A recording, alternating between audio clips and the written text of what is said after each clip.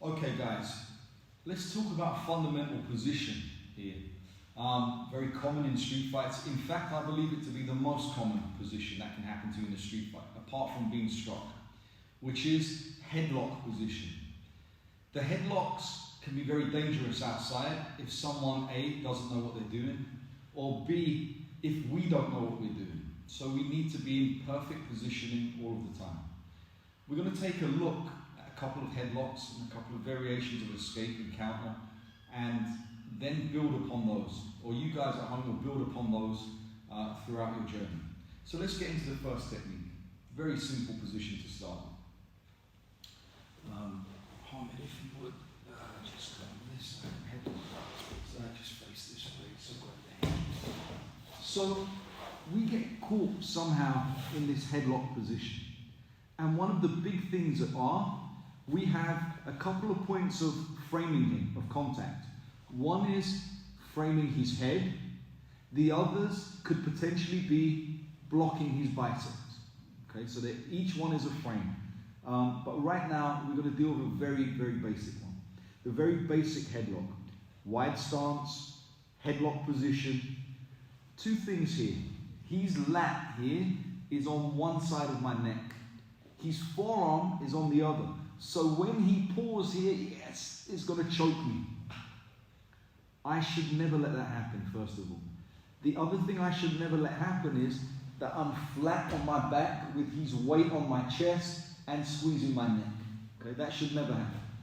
So the moment we end up in a headlock position, the first thing for me is to create this frame here. I put the blade of the arm into his neck, and I create with this hand on my wrist and over his arms a frame here. Very strong frame. If Hamid unravels himself here, say, go all the way out, Hamid, stand all the way up, please stand up, stand up, stand up, yeah. And then does a press up on my arm, or a couple of press ups. You can see exactly how strong this frame is. Good. Relax. The frame is strong because my elbow is on the ground, and my center frame of my body has created a nice tight circle here where he cannot crush me anymore. I should not have my hand inside, because if he opts to punch now, I have very limited defense.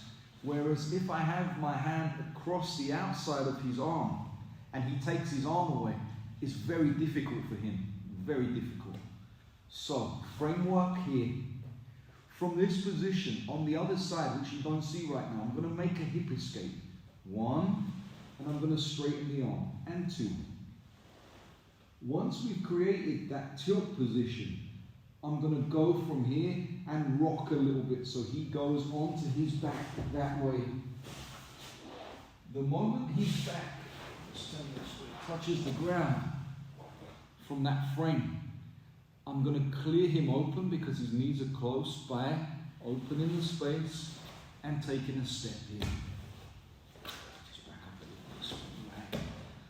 What I'm not going to do at this point is try and wrench my neck out. I could potentially here hit him and make him let go. That could be one option.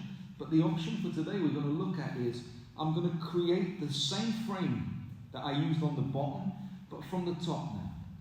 And with this, I'm going to rock forward and put all of my weight on his neck. I'm trying to close the space here.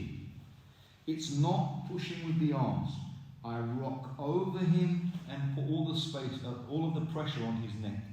I then hold his face into the ground, hold the arm, and then take a step over and sit back for the basic arm.